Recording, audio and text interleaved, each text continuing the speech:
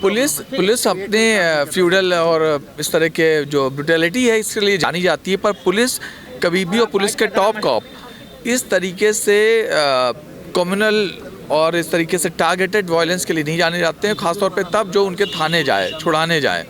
उसके साथ उन्होंने 2 बार जिस तरह हाथ पैर बांध के किया है और 3 महीने तक उठने नहीं देंगे, और केसेस को लेकर वो लगता है कि उनके ऊपर बहुत ज़्यादा ऊपर से ये खुली छूट थी। उसने मुझसे कहा, उसने गालियाँ दी ऑफिसर्स को, उसने कहा कि कोई भी आएगा सबको हम ये कर देंगे। तो ये रिवेंज है, और ये एक रिवेंज होता है नॉर्मल होता है फिजिकल, ये आइडियोलॉजिकल रिवेंज है और इसलिए ये ख़तरनाक है। आइडियोलॉजिकल रिवेंज जो होता है जिसमें हम जो हमारे जैसा नहीं है उसको हम ख़त्म कर देंगे और हम किसी की परवाह नहीं करेंगे।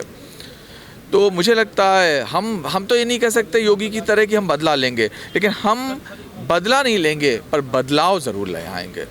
अच्छा, इस जितनी भी जो चीज़ें चल रही हैं यूपी में, खबरें वहाँ से बहुत कम आ रही हैं या फिर आ भी रही तो उसको दिखाया नहीं जा रहा है, इसमें मीडिया का रोल करना किस तरीके से देख रहे हैं आप? मीडिया एक हिस्सा बहुत साथ दे रहा था क्योंकि सब लोग थे लगातार, आप देखते हैं ख़ासतौर पे इंग्लिश मीडिया ने भी बहुत अच्छा काम किया, लेकिन कुछ अखबारों ने कोई हमारी तरफ से पक्ष ही नहीं लिखा। जिन अखबारों ने हमारे इंटरव्यूज़ छापे हैं, जिन्होंने हमारे मेमोयर्स छापे हुए हैं अपने, वो लिख रहे थे कि सरगना, वो लिख रहे थे इस तरीके की ज़बान की मास्टरमाइंड पकड़ा गया।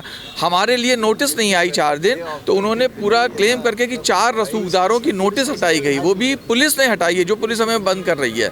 तो अखबारों का रोल भी, कुछ अखबारों का, ख़ासतौर पे नॉन अखबार हैं, उनका बहुत ख़राब है। और मैं तो उनसे मिलूँगा, मैं पूछूँगा कि क्या आपको बीजेपी के तमाम दोस्त हैं, टॉप लीडर्स हैं, वो नहीं कह सकते कि दीपक कबीर ने ये किया होगा।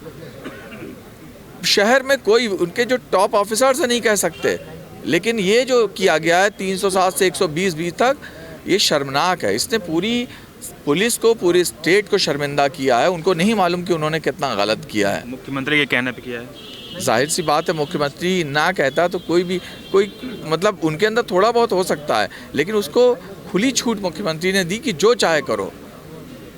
तो बदला तक फिर कहता विश्वास रहता है सबका साथ सबका विकास पर, कहाँ तक रहता है विश्वास? वो तो स्लोगन है। ऐसा लगता है आपको? अगर सबका साथ सबका विकास जैसी चीज़ें चल रही होती तो ना इतना अनरेस्ट होता और ना इस तरह जनता के अंदर तकलीफ़ और गुस्से होते।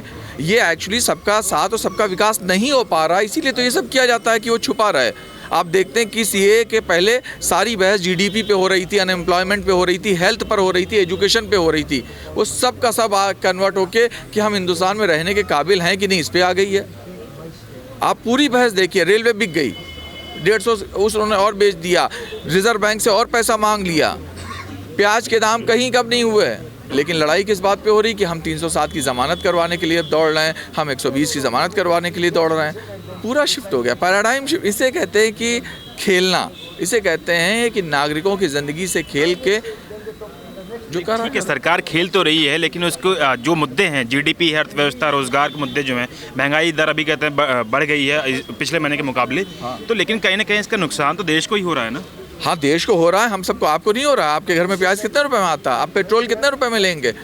हो रहा है, लेकिन एजेंडा तो सेट वो कर रहे हैं, परसेप्शन बिल्डिंग वो कर रहे हैं, मैन्युफैक्चरिंग कंसेंट जिसको मैं कहता हूँ, ये जो पूरा जो खेल चल रहा है। हमारे लिए क्या है आज ज़रूरी? आप अपने घर के अभी तहसीलों में पेशकारों के आगे पैसे देके आप अपने बर्थ सर्टिफिकेट अपने दादा बाबा के ढूंढेंगे, आप तब ये नहीं कहेंगे कि देखो महंगाई और रोज़गार कहाँ गया। आपको इतने नीचे ले जाएंगे कि आप ज़िंदगी की भीख मांगेंगे, आप अपने अधिकार तो भूल ही जाएंगे, आप दया की भीख मांगेंगे। तो ये आपको जैसा जर्मनी हिटलर का देखा था वो दौर आ सकता है कभी भी, इसलिए लड़ना ज़रूरी है।